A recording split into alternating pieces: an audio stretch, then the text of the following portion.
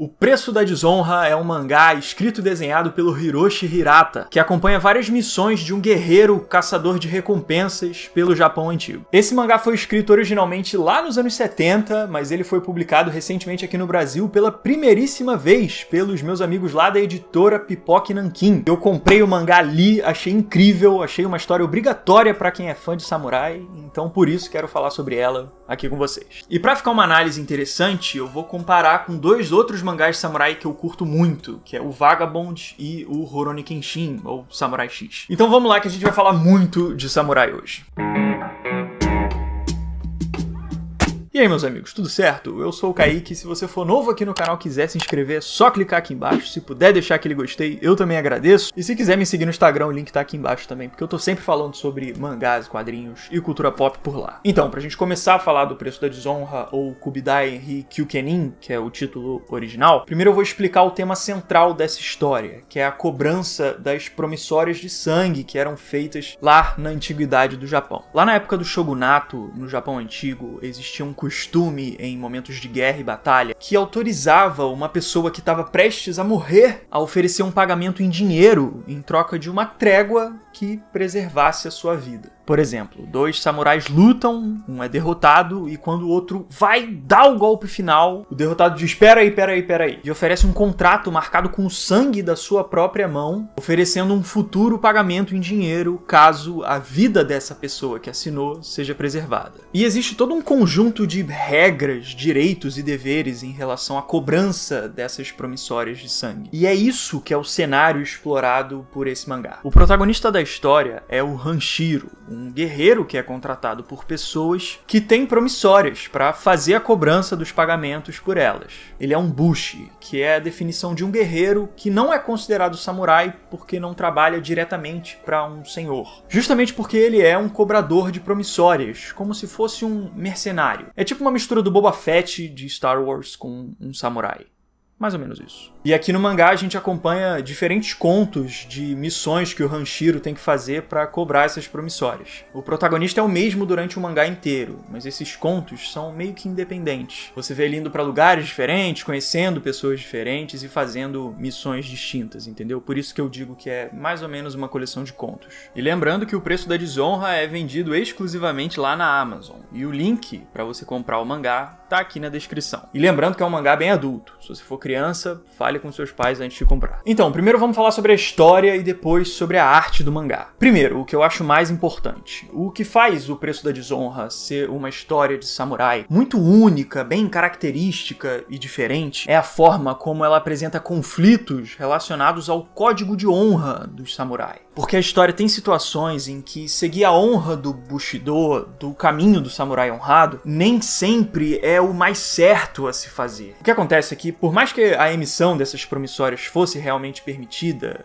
fazer uma dessas não era um ato muito honrado, porque o guerreiro que fazia isso estava meio que fugindo do combate e comprando o seu direito a não ser derrotado e morto. Então, de acordo com um certo ponto de vista, emitir essas promissórias era meio que uma covardia. Só que o interessante é que o Hirata sempre apresenta motivações muito fortes na história para que os personagens quebrem essas tradições de honra. Eu não vou dar spoiler, mas vou só introduzir uma situação que é um exemplo dessa quebra de honra. Tem uma situação aqui onde um samurai tá num campo de batalha, só que ele precisa proteger uma coisa muito importante nesse lugar. De forma que se ele for derrotado, essa coisa que é muito importante e precisa da proteção dele vai ser perdida. E aí, para assumir esse compromisso que ele tem, ele quebra a honra do samurai e emite a promissória de sangue. Porque esse outro compromisso que ele tem acaba sendo muito mais importante do que a honra dele mesmo. Então é esse tipo de conflito que o Hiroshi Hirata apresenta nessa história que eu acho muito interessante. Aquele caminho tradicional do samurai que sempre precisa ser honrado é quebrado nessa história. Ele reinventa essa fórmula. Entende? Por exemplo, o Rurouni Kenshin, ou Samurai X, né, que é um mangá de samurai que eu também gosto muito. Ela tem uma proposta que valoriza muito o caminho da honra do guerreiro como uma forma de se lutar pela justiça e proteger os inocentes. Olha só o que o Kenshin fala aqui como é interessante. Jurei para mim que iria proteger a felicidade de todas as pessoas desse país. E briguei com o meu mestre e saí da tutela dele.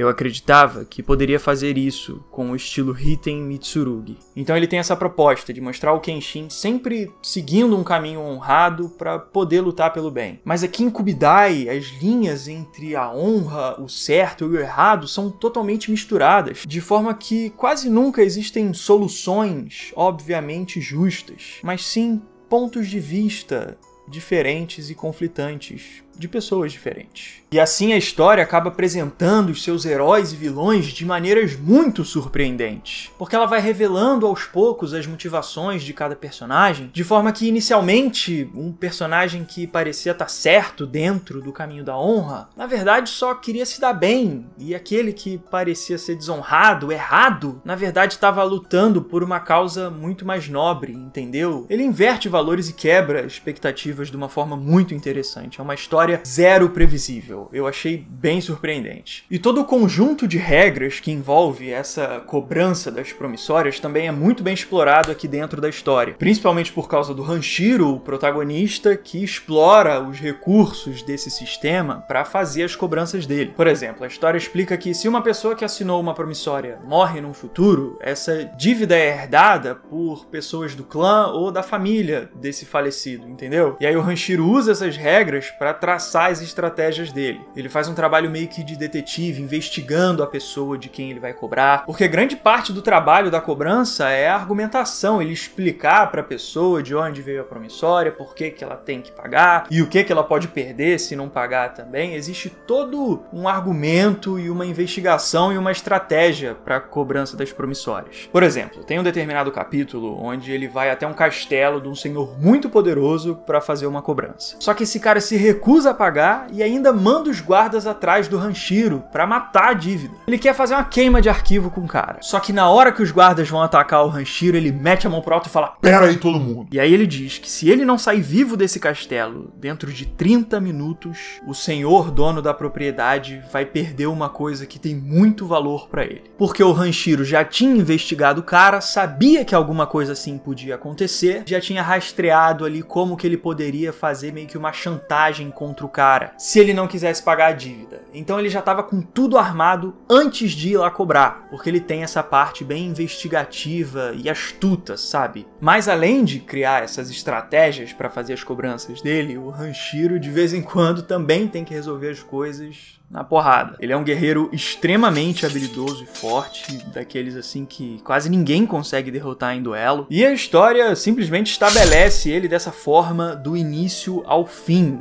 Não existe meio que uma abordagem da evolução técnica do Hanshiro como um guerreiro. Se a gente comparar com Vagabond, por exemplo, a história do Miyamoto Musashi, que é um dos meus mangás favoritos de todos os tempos, o Vagabond tem como centro a jornada de um guerreiro para ficar cada vez mais forte, com o Musashi aprendendo técnicas novas, entendendo a filosofia da espada e se aperfeiçoando nesse caminho, entendendo até por que ele quer ficar mais forte. Mas aqui no Kubidai a gente é apresentado a um samurai que já é muito forte, logo de cara. Então a história é muito diferente daquele formato de shonen, de mostrar a evolução do personagem para ficar mais forte. É como se o Hanshiro fosse nível 99, desde o início da história. Você não quer ver ele evoluir, você só quer ver ele usar as habilidades que você já sabe que ele já tem. E para transmitir essas habilidades, as cenas de ação são realmente incríveis, com movimentos muito bem definidos e retratados na arte do Hirata, né? Você entende exatamente o golpe bem específico que o Hanshiro tá fazendo, e a sensação de rapidez que a arte transmite para os movimentos do Hanshiro também são incríveis, porque ele dá os golpes realmente num piscar de olhos. Ele é um guerreiro de poucos golpes, mas de ataques extremamente fatais, sabe como? Mas também não vai achando que ele é um personagem apelão que resolve tudo porque é muito forte, não. Porque a história é muito realista, então por mais que o cara seja realmente muito forte, ele não é nenhum tanque de guerra, entende? Por isso que ele tem todo aquele lado estrategista dele, como eu já falei, porque certas vezes ele tem que arquitetar o plano dele pra fazer as cobranças sem sair matando todo mundo, porque nem sempre dá pra resolver as coisas desse jeito. Então essa personalidade do Hanshiro faz a história equilibrar muito bem momentos de diálogo e estratégia com momentos de ação onde ele realmente desce o couro.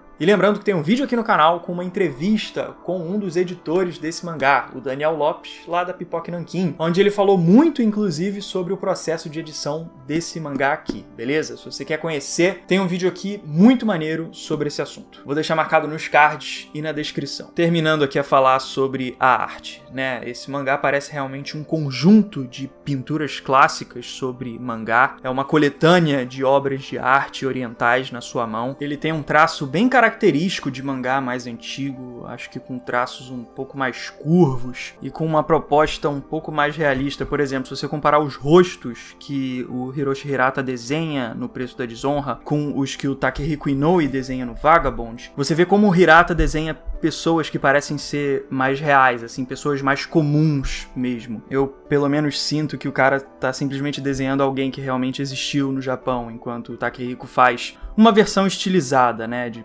personagens. É claro que os dois traços são lindos, mas só fazendo um comparativo aqui da definição da arte do Hirata. E o destaque também vai para as expressões de rosto do Hirata, que transmitem a intensidade desses sentimentos que esses personagens sentem. É um rosto que sempre sente muita coisa, sabe? Eu acho muito bonito. E as partes de ação, né, como eu já falei, são bem brutais e pesadas e tem essa sensação de movimento que eu acho super interessante, feita com as achuras que ele faz no desenho. Então, enfim, esses são meus pensamentos sobre O Preço da Desonra, essa história incrível que me surpreendeu muito. Ela trabalha um tema que eu curto muito, mas de uma forma que foi bem nova pra mim, pelo menos, que eu achei muito legal. Recomendo muito, cara, de verdade. É um baita do mangá. Então é isso. Se vocês já leram O Preço da Desonra, digam aqui nos comentários se tem vontade de ler. Falem aqui também pra gente bater um papo. E se gostaram do vídeo, puderem deixar aquele like, o gostei, eu agradeço muito, me ajuda demais. Se vocês não são inscritos ainda no canal, convido vocês a se inscreverem. Então é isso aí, eu fico por aqui, a gente se vê na próxima. Valeu, show!